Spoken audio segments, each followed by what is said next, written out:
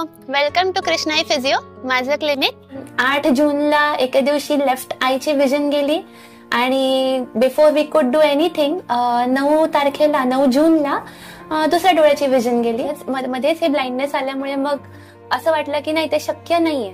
In fact काही लोक तर असं म्हणतात की वो ब्लाइंड डॉक्टर है ना, उनको मिलना है. ही एक वाट सुद्धा आपल्याकरता ओपन झालीये की आपण डिग्री सुद्धा आता फिजिओथेरपीमध्ये थ्रू गव्हर्नमेंट कॉलेज करू शकतो.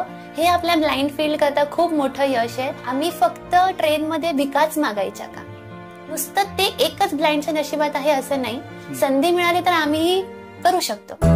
आज 8 मार्च हा दिवस जागतिक महिला दिन म्हणून साजरा केला जातो. त्यामुळेच जगातील सर्व महिला वर्गाला माझ्याकडून जागतिक महिला दिनाच्या हार्दिक हार्दिक शुभेच्छा. या महिला दिनानिमित्त आज आपण भेटणार आहोत एका वेगळ्या व्यक्तिमत्वाला, ज्या आहेत भारतातील पहिल्या फिजिओथेरपिस्ट डॉक्टर कृतिका पुरोहित. चला तर मग मारूयात त्यांच्यासोबत गप्पा आणि जाणून घेऊयात त्यांचा प्रवास. हाय कृतिका. हाय, नमस्कार. नमस्कार. सर्वात प्रथम पुढे जाण्याआधी महिला दिनाच्या तुला खूप खूप शुभेच्छा. खूप खूप धन्यवाद तुलाही आणि वहिनींनाही आणि साऱ्याच महिलांना. Yes, thank you. Please introduce yourself to our audience. माझं नाव डॉक्टर कृतिका पुरोहित. माझं माहेरचं नाव पुरोहित आहे आणि सासरचं राजे आहे. त्यामुळे मी अजूनही माझं चेंज नाही केलंय आणि माझ्या मिस्टरांचंही फुल सपोर्ट आहे की नको चेंज करू. आई वडील तुमच्या नावापुढे डॉक्टर लावण्याकरता एवढं झटतात आणि मग त्यांचं नावच असू दे असं माझ्या मिस्टरांचंही म्हणणं आहे. So I am very thankful to him first of all. So माझं नाव डॉक्टर कृतिका पुरोहित आणि राजे ऑफकोर्स येस, कृतिका राजे लग्नानंतर असं. सो मला दोन्ही नावाने ओळखलं जातं. आणि मी आहे physiotherapist practising at Virar west आणि गव्हर्नमेंट कॉलेजमधून माझी डिग्री कम्प्लीट झालेली आहे. Seth GS medical college, KEM hospital, Parel. मग साधारणतः किती वर्षाचा अनुभव आहे आता तू प्रॅक्टिस करतेस इथे ऍज अ फिजिओथेरपिस्ट? तुझं स्वतःचं इथे पूर्ण सेटअप आहे, तर किती वर्ष झाली आता तू इथे करतेस? मला इथे क्लिनिक ओपन करून 7.5 वर्ष झाली आणि असं प्रॅक्टिस करून 8. हो. ओके. आणि मग त्याच्या आधी म्हणजे काय असं काही फ्रीलान्सिंग? ओके, म्हणजे पर्सनल व्हिजिट्स? हो, फ्रीलान्सिंग. माझं कम्प्लीट झालं 2015 मध्ये, कारण आम्हाला कसं रजिस्ट्रेशन मिळावं लागतं ना ओटीपीटी काउन्सिलचं. So OTPT council means Maharashtra occupational therapist and physiotherapist council. So त्याचं रजिस्ट्रेशन नंबर मिळवण्याकरताच रादर खूप झटापट करावी लागली. सो ते नंबर मिळाल्यावर मग मी प्रॅक्टिसिंग स्टार्ट केलं. त्यामुळे मग 2016 पासून मी प्रॅक्टिस करते. फ्रीलान्सिंग आधी 1-1.5 वर्ष आणि 2017च्या जुलै पासून क्लिनिक ओपन केलं. ओके. बरं. आणि मग स्कूलिंग माझं इंटिग्रेटेड एज्युकेशनचाच भाग होता, कारण मी लेट ब्लाइंड आहे. मी जन्मापासून नाहीये. सो मी 8.5 वर्षापर्यंत कम्प्लिटली वेल सायटेड होते.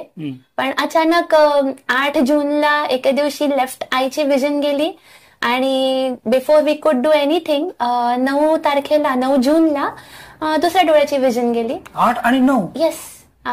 एका दिवशी एक डोळा? येस. व्हेरी खूप शॉकिंग होतं हे. आणि आम्हाला काय या आजाराचं नाव काय? जसं आपले डोळ्यांचे जे काही ठराविक जे असतात, ग्लोकोमा, रेटिना पिगमेंटोसा, तर तुझं काय होतं? माझं ऑप्टिक नर्व डॅमेज होतं. हे क्षेत्र निवडण्यामागे काही विशेष कारण किंवा कोणाला इन्स्पायर वगैरे होऊन तू हे क्षेत्र निवडलेस का?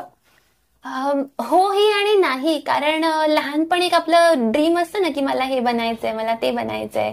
तसं लहानपणापासून माझं स्वप्न होतंच की मला डॉक्टर बनायचंय, स्पेशली इंजेक्शन देण्याकरता लोकांना. पण अगेन जसं की मध्येच हे ब्लाइंडनेस आल्यामुळे मग असं वाटलं की नाही, ते शक्य नाहीये. आणि माझं कसं NAB मध्ये मी रजिस्टर झाले होते IE प्रोग्राम मध्ये. त्यामुळे तिकडच्या ज्या व्हॉलेंटियर टीचर होत्या, श्वेता सोनी म्हणून, त्या यायच्या घरी. मग त्यांनी एक होप दिला की मेडिकल पर्से अशी स्ट्रीम नाही, बट तू फिजिओथेरपिस्ट जरूर होऊ शकतेस. म्हणजे तुला जर पेशंटला ट्रीट करायचं असेल तर ते फिजिओथेरपीने आपल्याला ट्रीट करतात. आणि बाय देन फिजिओथेरपीचा सर्टिफिकेट कोर्स हा महालक्ष्मीला स्टार्ट झालेला होता आणि VI फिजिओथेरपिस्ट तयार होऊन निघत होते बाहेर. सो ते एक होप होता की येस आपल्याला करायचं. तर ते एक मग मनात राहिलं की नाही, आता फिजिओथेरपिस्ट बनायचं. मग अगेन जसं जसं पुढे पुढे वर्ष गेले तसं मग चेंज होत गेलं की नाही मग मला सायकोलॉजिस्ट बनायचंय, नाही मग मला संगीत विशारद व्हायचंय ना, मग हे ते करत, कारण मला फिजिओ करायचं होतं पण सर्टिफिकेट कोर्स समहाऊ करायचं नव्हतं, माहित नाही पण का मला ती डिग्री हवी होती आणि ते तेव्हा पॉसिबल नव्हतं कारण असं काही तोपर्यंत झालेलं नव्हतं. सो म्हणून म्हटलं तो नाच सोडला मी. मग म्हटलं की जाऊ दे आपण सायकोलॉजी, किंवा by the time I reach 10th standard it was like की नाही मी सायकोलॉजी करते आणि साईड बाय साईड मग संगीत विशारद मध्ये एनरोल करते. आणि मग तसं मग कुठून तरी आपल्याला डीआर हे पाहिजे, मला डीआर हवं होतं माझ्या नावापुढे. सो ते पीएचडी करून असो किंवा मेडिकल स्ट्रीम मध्ये मिळाला तर उत्तमच, नाही तर मग पीएचडी हा एक ऑप्शन आहेच आपल्याकडे. So good. असं करून ते नंतर मग चेंज झालं फिजिओथेरपीमध्ये. आता सध्या हे जे सेटअप आहे पूर्ण तुझं एक क्लिनिकच आहे, मग त्याच्या वेळा काय असतात, कधी ओपन करतेस क्लिनिक आणि किती ते किती असतं पेशंटसाठी? क्लिनिकचं आपलं टायमिंग सकाळी आहे 10:30 ते 12:30 आणि संध्याकाळी 4:30 ते 7:30. पण बिईंग फिजिओथेरपिस्ट कसं म्हणजे फिजिओथेरपी या फील्डमध्येच एकूणच वेळ लागतो प्रत्येक पेशंट मागे. म्हणजे आपण फक्त 5-10 मिनिटात पेशंट उरकू शकत नाही इन शॉर्ट, कारण पेशंटला ट्रीट करणं फिजिकली सगळं करावं लागतं. त्यामुळे मग मी अपॉइंटमेंट नुसारच घेते, कमी पेशंट आले तरी चालतील. पण आपल्याला कसं आहे ना, सायटेड लोकांनी, म्हणजे हे थोडं आक्षेपार्ह होईल पण सायटेड लोकांनी जरा कमी जास्त केले तर चालतं, पण बिईंग ब्लाइंड आपण काही जर कमी जास्त केलं तर त्यामध्ये थोडा एक सिम्पथी अँगल येतो, किंवा अरे ब्लाइंड आहेस केले होतानी, आणि मला त्यामुळे आपल्या तो टॅग नकोय. त्यामुळे I try to be very careful की नाही, पेशंटला व्यवस्थित ट्रीट करायचं आणि एक आपल्याला आंतरिक समाधानही मिळतं की बाबा आहे, आपल्याला पेशंटला पेन गेलं पाहिजे. त्यामुळे मग एव्हरी हाफ एन आवर एक पेशंट असतो आपला असं, आणि स्ट्रिक्टली बाय अपॉइंटमेंट. फिजिओथेरपिस्ट कडे जाताना एखादी आपली व्याधी, आपलं जे दुखणं आहे त्याच्यावरती ट्रीटमेंट घेण्यासाठी फिजिओथेरपिस्ट कडे जाताना पेशंटने काय माइंडसेट ठेवून गेलं पाहिजे? कारण डॉक्टरकडे जाताना कसं आपण चला हा इंजेक्शन देईल, गोळ्या देईल, आपण दुसऱ्या तिसऱ्या दिवशी बरे होणार आहोत. पण फिजिओथेरपिस्ट कडे जाताना काय म्हणून कसं विचारसरणी ठेवली पाहिजे तुला काय वाटतं? फिजिओथेरपिस्ट सुद्धा एका दिवसात बरं करू शकतो जर तुमची कंडिशन तशी असेल तर. म्हणजे जनरली काय होतं ना की आता समजा तुला दुखणं आहे खांद्याचं, मलाही दुखणं आहे खांद्याचं फॉर एक्झाम्पल, पण तुझ्या खांद्याच्या दुखण्याचं रिझन कम्प्लिटली वेगळं असू शकेल ॲज टू माइंड. सो जसं की फॉर एक्झाम्पल सिम्पल टर्म्स मध्ये जर सांगू तर एक ताप आहे. ताप हा साधा तुम्हाला सर्दी ताप खोकल्यामुळे पण येतो, मलेरियामुळे पण येतो, कोविडमुळे पण येतो. सो त्याचे रिझन वेगवेगळे असतात तापाचे. So you have to find, म्हणजे सर्दी तापाचा जो ताप असतो तो लगेच बरा होतो, वेरॅज या बाकीच्या जे डेंग्यू वगैरे जे आहेत त्यांना वेळ लागतो. सेम तसंच फिजिओमध्ये पण आहे. काही लोक म्हणतात की नाही मी 3 दिवसात बरा झालो, मी 4 दिवसात बरा झालो. नॉट नेसेसरी, दुसरी व्यक्ती सुद्धा तितक्याच दिवसांमध्ये बरी होईल, कारण वेगळी आहेत. खांदा तुमचा दुखतोय बरोबर आहे, पण खांद्यामध्ये पण कित्येक गोष्टी आहेत, मसल्स आहेत, जॉईंट्स आहे, आपलं बोन्स आहेत, लिगमेंट्स आहेत.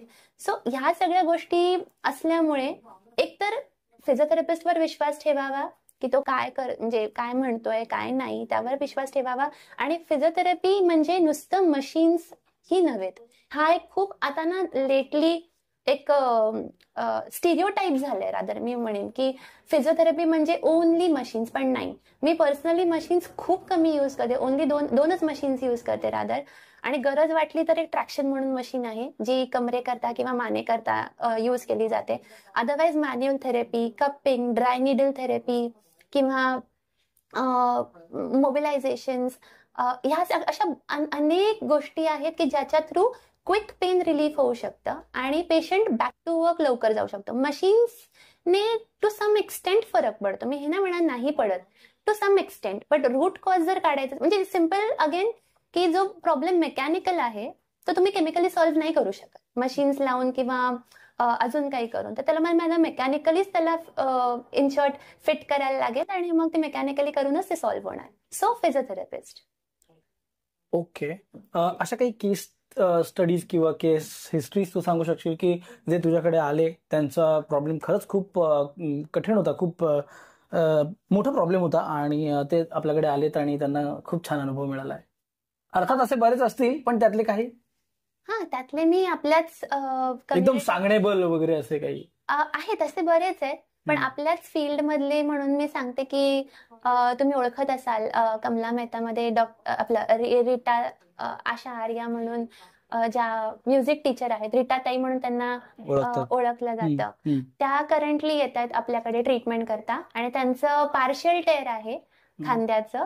सो त्यांनी सातत्य ठेवलंय. काय असतं हे पार्शियल टेअर? म्हणजे त्यांचं खांद्याचे 2 स्नायू आहेत, त्याच्यामध्ये त्यांचे ते स्नायू फाटले आहेत आणि त्यांना डॉक्टरांनी सर्जरी सजेस्ट केली की आणि सांगितलं की एकतर सर्जरी किंवा मग 1 ते 1.5 वर्ष लागतील तुम्हाला हे पेन जायला. बट त्यांनी सातत्य ठेवून एक्सरसाइजेस करतायत आणि फिजिओथेरपी आपली चालू आहे. त्यामुळे त्यांचं आता 12 नोव्हेंबर पासून त्यांची थेरपी चालू होती. 12 नोव्हेंबर 2024 ते आतापर्यंत आपण आधी 10 म्हणजे जास्त सेशन्स व्हायचे आमचे आणि आता त्यांचं बऱ्यापैकी कमी आहे. म्हणजे पेनही कमी आणि मुवमेंटही इम्प्रूव्ह झाली आहे. So definitely no need of surgery आणि डेफिनेटली डॉक्टरांनी म्हटल्याप्रमाणे 1-1.5 वर्ष तर नाही, अजून जेमतेम 3 महिनेच झालेत. सो अजून 1-2 महिन्यांमध्ये होपफुली त्या क्लिअर व्हायला हव्यात. क्या बात आहे, क्या बात आहे. म्हणजे सर्जरीची गरजच नाही.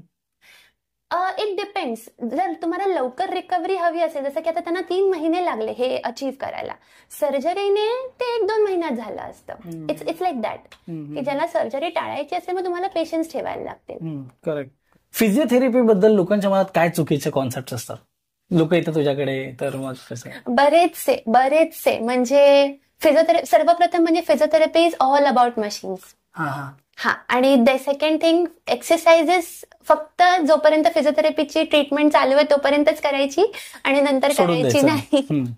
मग आम्ही बरे झालो. येस. आणि मग महिनाभरानंतर येतात आणि मॅडम पेन वापस आ गया. आमचा एकच प्रश्न, एक्सरसाइज किया? नाही. तो आएगा वो वापस, 100% वापस आएगा.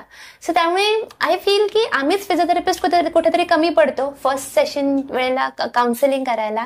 त्यामुळे मग तेव्हापासून मी म्हणजे जसा अनुभव यायला लागले तेव्हापासून म्हणजे मला थोडं स्पष्ट बोलायला आवडतं पेशंट्सशीही आणि इतरही, कारण शेवटी तेही पे करतात, त्यांचाही वेळ आहे, त्यांचाही पैसा आहे.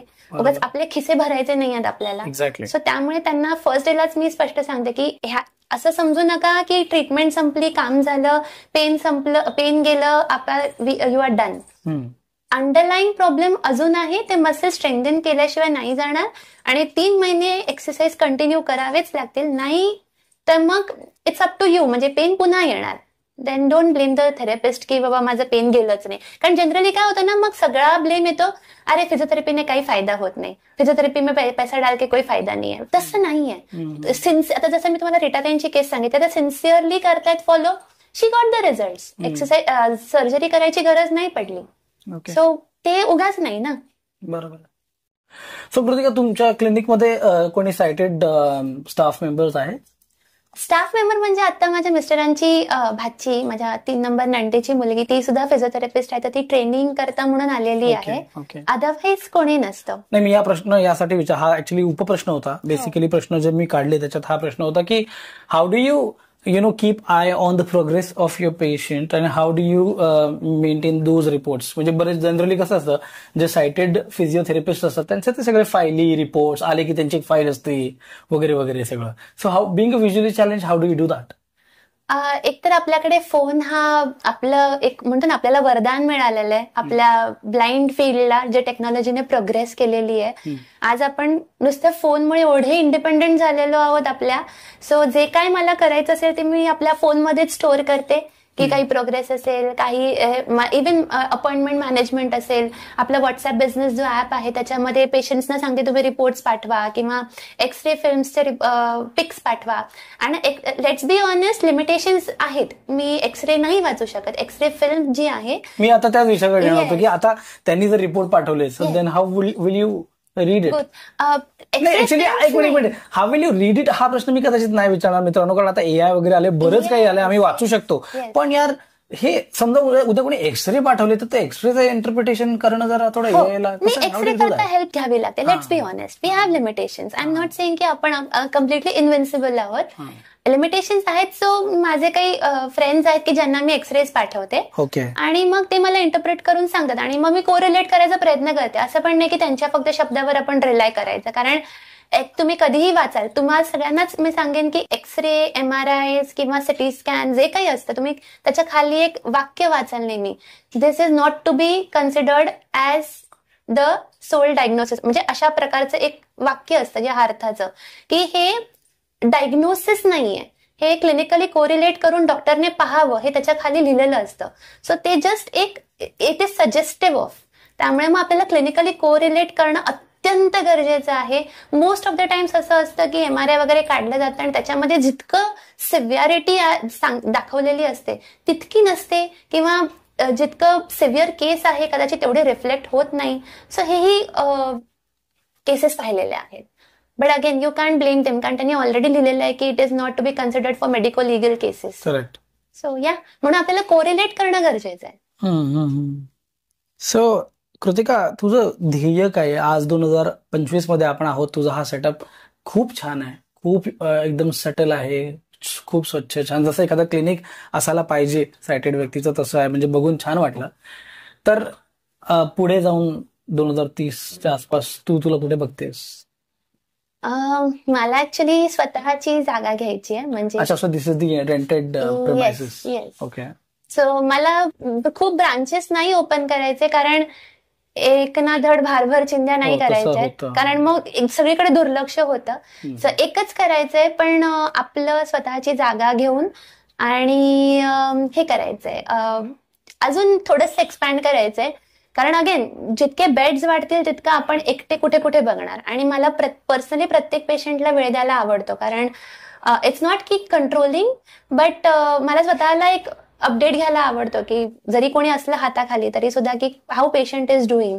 कारण शेवटी पेशंटला, म्हणजे आपण जरी डॉक्टरकडे गेलो तर आपल्याला वाटतं ना की मेन डॉक्टरने आपल्याला बघावं म्हणून. तर साहजिक आहे ती अपेक्षा ठेवूनच पेशंट्स पण येतात.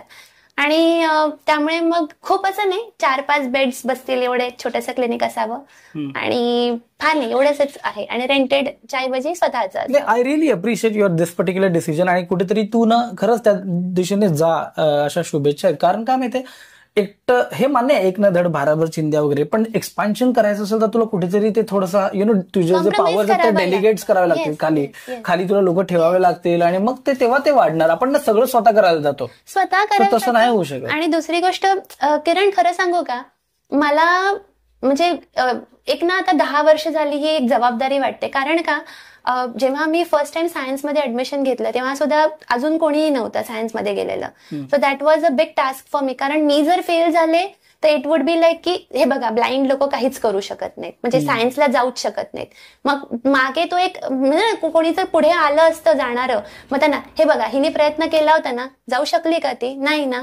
सो असं सेम तसंच डिग्री कोर्स करता पण it was a huge responsibility. कारण कोर्टात केस टाकून, केस फाईल करून, म्हणजे मी नाही, on behalf of me XRCVC, Saint झेवियर्सचं जे XRCVC आहे त्यांनी सगळं हँडल केलं. Doctor Sam Taraporewala, Neha Trivedi ma'am आणि entire team rather. So advocate Kanchan Pamnani, so ह्यांनी सगळ्यांनी मिळून जे अचीव्ह केलं होतं, एका ब्लाइंडला एनरोल करणं मेडिकल स्ट्रीम, आपल्या फिजिओथेरपी स्ट्रीम मध्ये. So that was a huge responsibility. आणि ते सुद्धा आपलं प्रोव्हिजनल ऍडमिशन होतं की जर चांगलं वाटलं त्यांना तर ते डिग्री देतील, नाही तर मग मला डिग्री पण मिळणार नाही. सो त्यामुळे ती एक ना रिस्पॉन्सिबिलिटी पहिल्यापासूनच आता सिंकिंग झाली आहे की आपल्यामुळे आपल्या ब्लाइंड कम्युनिटीवर कोणी बोट ठेवता कामा नये की हे बघा हे बिचारे ब्लाइंड आहेत, हे काही करू शकत नाही. सो त्यामुळे मला तिकडे जास्त अजून काळजीपूर्वक राहायचं. बरेच पेशंटना ऍक्च्युली सरप्राइझिंग वाटतं की तुम्हाला ते पहिला प्रश्न, आपको कम दिखता है या आपको कुछ दिक्कत है, व्हेन आई से कि नहीं मैं बिल्कुल नहीं देख सकती, तो त्या लाइक कैसे पॉसिबल है ये? लेकिन बस आदत हो गई है अभी, और गॉड्स ग्रेस है और सारे पेशंट्स के गुड विशेस है. सो त्यामुळे ब्लाइंडला कोणी म्हणतं ना, अरे ते फिजिओथेरपिस्ट ब्लाइंड आहेत म्हणून त्यांच्याकडून कमी झालं, असं नको आहे तो टॅग मला. म्हणून मला ते कमी असलं तरी चालेल, पण आपल्याला नाव कमवायचंय. पैसा तर ते म्हणतं ना, ते 3 इडियट्स मध्ये नाही का ती लाईन, काबिलियत आणि तुम्हारे पीछे. एक्झॅक्टली. ओके. सो आणखी मला एक असं विचारायचं आहे की यार आता आता जसे हे आले म्हणजे मित्रांनो, आता मी रॅन्डमली आता शूट करतो आणि खरं तर सगळ्यांच्या अपॉइंटमेंट डॉक्टर मॅडमच्या अपॉइंटमेंट सगळ्या फिक्स आहेत बरं का. पण तरी पण लोक वॉक इन पण आता 1-2 लोक आता आलेले आहेत बरं का. तर तेव्हा मला सुचत होत्या एका पेशंटमुळे की कृतिका मला सांग की जेव्हा एखादी व्यक्ती, आता तू मगाशी मी तुला बोलताना ऐकलं की तू अपॉइंटमेंट मॅनेज करत होतीस, ओके. सो तू का पहिल्या कॉलवर तर तू सांगत नाही that your visually impaired, right. So माझा प्रश्न असा आहे की जेव्हा ते येतात, ओके, आणि बसतात पहिला आणि आतमध्ये जेव्हा ते तुला बघतात तेव्हा त्यांची काय रिएक्शन असते यार? काही नाही, कारण काय माहितीये, समहाव माझे डोळे क्लिअर आहेत ना, त्यांना आधी लगेच कळणार नसेल, पटकन लक्षात येत नाही. अरे एकदा तर काय झालं होतं, मी एकदा होम व्हिजिटला गेले होते. ते अविस्मरणीय किस्स्यामधला. अरे मग येऊ दे ना बाहेर. तर एका व्हिजिटला गेले होते, TKR म्हणजे टोटल नी रिप्लेसमेंट होती. ते आजोबा काहीतरी 72 वर्षांचे होते, आहेत. सो त्यांच्याकडे मी गेले होते आणि ऑन कॉल सगळं शेड्यूल झालं, सगळं झालं, पत्ता आला, मी गेले त्यांच्याकडे फर्स्ट व्हिजिटला. आणि व्हिजिटला नेहमी माझ्या आई किंवा बाबासोबत असतात फॉर ऑब्व्हियस रिझन्स, कारण फिमेल आहे आजकाल म्हणजे असं. सो त्यामुळे मग घरी गेले आणि त्यांनी बोलावलं आणि ते हजबंड वाईफ दोघंच होते त्या घरामध्ये. आणि आम्ही गेलो, त्यांनी पाणी वगैरे दिलं. मग मी म्हटलं पेशंट कुठे आहे, तर त्या आत आहेत. तर म्हटलं ठीक आहे चला. बाबांनी मला आत न्यायला गाईड केलं आणि त्यांनी सांगितलं दिसत नाहीये, ते काही प्रॉब्लेम आहे का असं त्याने काकूंनी विचारलं. म्हटलं नाही, हो दिसत नाही त्यांना. सो त्या काकूंचं वाक्य काय होतं, आम्हाला बोलले नाही तर मग आधीच विचार केला असता. आणि आय वॉज लाईक की थांबा आता, थांबा. म्हणजे नॉट खुन्नस मध्ये, but I wanted to prove my. मग त्यांचं ते ऍक्च्युली डिसअपॉइंटेड होते आणि आय कुड अंडरस्टँड दॅट, कारण साहजिक आहे, म्हणजे त्यांनी कोणाला बघितलं नव्हतं त्यामुळे त्यांना साहजिक आहे, समजू शकतात ते. म्हणजे मी समजू शकते की त्यांना काय म्हणायचंय. म्हटलं थोडा विश्वास ठेवा काकू माझ्यावर, मी माझं आजचं एक सेशन करून बघा, हवं तर तुम्ही मला फी देऊ नका. म्हटलं आजचं एक सेशन करून बघा, तुम्हाला जर पटलं, आवडलं तर तुम्ही मला उद्या बोलवा, नाहीतर मग तुम्ही दुसरा फिजिओथेरपिस्ट शोधू शकता, काही हरकत नाहीये, मला काही वाईट वाटणार नाही.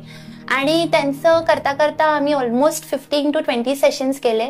आणि शेवटी त्यांनी मला सांगितलं की त्यांचं सेकंड TKR होता, पहिल्या गुडघ्याचा ऑलरेडी झालेला होता. तर त्यांनी मला कबूल केलं की मागच्या फिजिओथेरपिस्टनी अख्खा महिना खाल्ला आणि एवढं छान केलं नव्हतं जितकं, म्हणजे त्या म्हणल्या की तुमची पद्धत खूप छान आहे. सो यू सी की असं रिॲक्शन्स पण येतात, पण क्लिनिकमध्ये परसे असं नाही.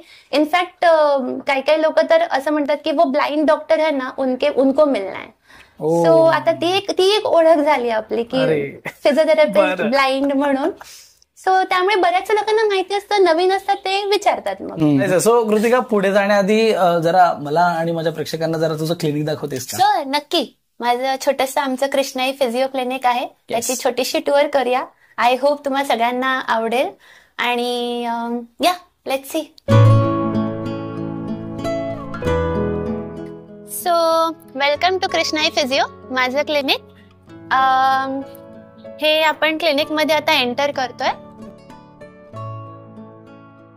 एंटर केल्याबरोबर इथे राईट साईडला सिटिंग एरिया आहे. परत इथे समोर एक बेड आहे. हे कर्टन्स आहे, स्क्रीन्स आहेत बेसिकली, कारण पेशंटला ट्रीट करताना आपण असं ओपनली ट्रीट नाही करू शकत, कारण कधी कधी एक्सपोज करावं लागतं किंवा काही. आणि त्याच बेडच्या खाली इथे आपण मशीन्स ठेवलेले आहेत.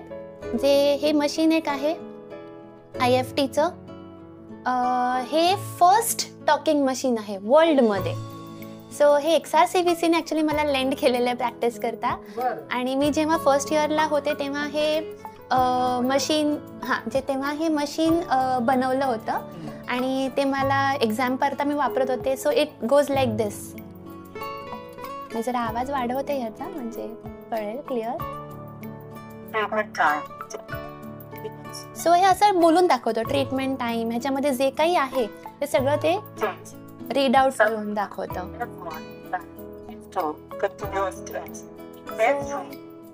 असे आता मशीन्स मिळणं मुश्किल झालंय. So this is one of its rare. आणि सेकंड, हे भारतातलंच आहे रादर हे, आणि अख्ख्या वर्ल्डमध्ये हे फर्स्ट टॉकिंग मशीन आहे as far as I know. आणि हे आपलं नॉर्मल अल्ट्रासाऊंड मशीन, ज्याच्याने आम्ही पेशंट्सना ट्रीट करतो. आणि इथे अजून एक प्लिंथ ठेवलेला आहे, जिथे मशीन्सची गरज नसते त्या पेशंटना इकडे आपण घेतो. आणि आत या की इथे ही माझी चेअर, कारण ऍक्च्युली फिजिओजना कसं ना बसायला वेळ नसतो.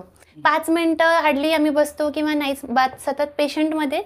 आणि ही आत एक प्रायव्हेट रूम आहे जिकडे आपल्याला पेशंटला कधी कधी जरा जास्त एक्सपोज वगैरे करावं लागतं. सो इकडे पण अजून एक मशीन आपण ठेवलेली आहे. ही सेम IFT आणि अल्ट्रासाऊंड कॉम्बो आहे याच्यामध्ये. आणि इथे एक SWD म्हणून मशीन आहे. आणि हे ट्रॅक्शन बेड ज्याला मी म्हटलं होतं की तिसरं मशीन मी जे वापरते मान आणि कमरे करता स्पेशली, तर ते हे मशीन आहे. हे अगेन डिजिटल मशीन आहे. सो या हे एवढंच आमचं छोटंसं कृष्णाई फिजिओचं क्लिनिक आहे. आणि जसं म्हटलं होतं की जस्ट 2-3 मशीन्सच इनफ होतात. ओके, बरं. मला ना कोणतरी असं म्हटलं होतं, हा जेव्हा श्रीकांत बोलला पिक्चर आला ना, तेव्हा ज्या पद्धतीने त्याने फाईट केलं आणि ते नाही भाई मला शिकायचं तर ह्याच्यातून शिकायचं वगैरे, तर तसं काहीतरी मॅडमची स्टोरी आहे वगैरे वगैरे असं. सो खरंच असं काही झालं होतं? बघ म्हणजे तू तुझ्या रिस्कवरती जितकं काही सांगायचं रिव्हील करायचं ते तुझ्या जबाबदारीवरती बोल. आपण जास्त तर बोलू शकत नाही कारण कोर्ट ऑर्डर्स वगैरे सगळं आहेत, ऑलरेडी एक्झिस्टिंग आहेत. आणि एवढंच मी सांगेन की आतापर्यंत कोणी सायन्स स्ट्रीमला गेलं नव्हतं, CET कोणी दिली नव्हती, डिग्री असं नाही की VI फिजिओथेरपिस्ट नव्हते. कारण जनरली लोकांचं काय असतं ना, जेव्हा आपण रिव्हील करतो किंवा सांगतो की we are the first physiotherapist government certified, तर लोक कन्फ्युज्ड होतात की अरे हे खोटं आहे, आधी पण तर ब्लाइंड फिजिओथेरपिस्ट आहेत ना आधी प्रॅक्टिस करणारे. So by first we mean की जे मगाशी मी मेन्शन केलं होतं, Maharashtra OTPT council, occupational and physiotherapy काउन्सिलचं सर्टिफिकेशन ज्यांच्याकडे आहे त्यापैकी फर्स्ट आपण आहोत. आणि आपल्यानंतर अजून फक्त 2-3 मुली ज्या माझ्या नंतर ज्यांनी ऍडमिशन्स घेतलेत त्यांना आहेत, आणि अजूनही एक मुलगी आहे. सो आता ही एक वाट सुद्धा आपल्याकरता ओपन झाली आहे की आपण डिग्री सुद्धा आता फिजिओथेरपीमध्ये थ्रू गव्हर्नमेंट कॉलेज करू शकतो. हे आपल्या ब्लाइंड फील्ड करता खूप मोठं यश आहे, ज्याचं म्हणतो ना की निमित्त मात्र मी होते, पण रिअल एफर्ट्स माझे आई बाबा आणि XRCVC जसं मी मागेही म्हटलं, सेंट झेवियर्स कॉलेजमध्ये जे रिसर्च सेंटर आहे त्या लोकांनी खरी घेतली. आणि I was just the face. Court case जेव्हा चालू होते ना तेव्हा माझ्या ज्या ऍडव्होकेट होत्या त्या हे करत होत्या ना, फाईट करत होत्या माझ्या वतीने. तर लास्ट डेला जेव्हा हिअरिंग होतं ना तेव्हा त्यांनी एक वाक्य वापरलं होतं की आमच्याकरता ही दारं ओपन का होऊ शकत नाही जर आमच्यामध्ये ती केपेबिलिटी आहे, आम्ही फक्त ट्रेनमध्ये भिकाच मागायच्या का. सो ते आहे की एक स्टिरिओटाईप जे झालेलं आहे की ट्रेनमध्ये भिका मागणं किंवा PCO उघडून दिला की काम झालं, किंवा कुठेतरी ब्रिजवर वगैरे काहीतरी विकत, हे चुकीचं नाहीये. मला हे नाही म्हणायचं ते सगळं चुकीचं आहे किंवा नीच आहे असं मला मुळीच म्हणायचं नाहीये. पण नुसतं ते एकच ब्लाइंडच्या नशिबात आहे असं नाही, संधी मिळाली तर आम्ही करू शकतो. कृतिका मला एक सांग की VI फिजिओथेरपिस्ट कसे पेशंटला एकंदरीत ट्रीट करतात? म्हणजे बऱ्याच मंडळींना असा प्रश्न असेल की अरे यार हे तर व्हिज्युअली इम्पेअर्ड आहे, हे कसं करत असतील, तर कळू दे ना ह्या व्हिडिओच्या माध्यमातून लोकांना, तर सांग तिकडे बघून. नाही, सेम म्हणजे कसं असतं ना, बेसिकली फिजिओथेरपी म्हणजे काय आहे की आम्हाला पेशंटला हात लावूनच चेक वगैरे करावं लागतं. जेव्हा आम्ही पेशंटला चेक करतो, जसं की फॉर एक्झाम्पल हे माझं रिस्ट आहे, तर सायटेड थेरपिस्ट जरी असला तरी सुद्धा तो माझ्या रिस्टला फील करणार, कारण मसल टोन, सूज ही डोळ्याने बघता येईल, पण किती दुखतंय हे दाबल्याशिवाय तर नाही करणार फिजिओथेरपिस्ट. सो बेसिकली आता आपण हे जसं की रिस्ट आहे, तर हे सायटेड थेरपिस्ट जरी असलं तरी इट्स लाईक इथे आम्हाला स्टेबिलायझिंग एक हँड ठेवायला लागतो, हा मोबिलायझिंग हँड असतो. सो रेंज बघायची असेल तर हे आम्ही असं बघतो, आणि तसंच दुसरं रेंज बघायची असेल तर सेम आपण असं होल्ड करतो. आणि म्हणजे मला असं म्हणायचं की ही फील्ड अशी आहे की जिथे पेशंटशी टच हा इन्व्हॉल्ड असतोच आमचा, नो मॅटर फिजिओथेरपिस्ट ब्लाइंड और सायटेड. टू सम एक्सटेंट आपण हे नाही म्हणू शकत, म्हणजे मी हे म्हणते की जिथे फॉर एक्झाम्पल एक्सरसाइज करायची असेल, जसं की मी ह्यांना म्हटलं हात ऊपर उठाइए, नीचे रखिए. आता हे जे आहे ना, हे सायटेड फिजिओथेरपिस्टला हात लावायची गरज नाही, वेरॅज मला ऍटलिस्ट एक फिंगर तरी लावायला लागणार रेंज किती आहे बघण्याकरता. बस असा काही काही लहान सहान डिफरन्सेस आहेत ऑर्थो प्रॅक्टिसमध्ये. आउट पेशंट डिपार्टमेंटमध्ये कारण फिजिओथेरपिस्ट हे इनपेशंट डिपार्टमेंटमध्ये पण असतात, लाईक ICU वगैरे मध्ये सुद्धा कामं करतात. तिथे सुद्धा फिजिओथेरपीचा खूप मोठा रोल आहे, but that is another complete chapter. But बाहेर आउटपेशंट डिपार्टमेंटमध्ये ऑलमोस्ट सेम असतं. जसं अप्रोच आमचा असतो की आधी पेशंटलाच विचारायचं, सो नाव माहिती असेल तर so yes mister so and so, how are you, किंवा कसे आहात तुम्ही, काय त्रास आहे, म्हणजे आपल्याला एक अंदाज येतो की पेशंट कुठे बसलाय आणि तो उभा आहे का बसलाय, हे आपल्याला एक रफ आयडिया येते. आणि मग देन आपल्याला, आणि सी कसं आहे ना, आम्हाला एक शिकवलं जातं की 80% is your history taking. So patient कडून जितकं तुम्हाला इनपुट मिळेल तितकं तुमची केस इज डन, आणि उरलेला काम मग तुमचं असेसमेंट वगैरे असतं की कसं आपण पेशंटना चेक करतो वगैरे वगैरे वगैरे. सो हिस्ट्री टेकिंग मध्ये सगळं मग तुमचं डिटेलमध्ये ते विचारलं जातं.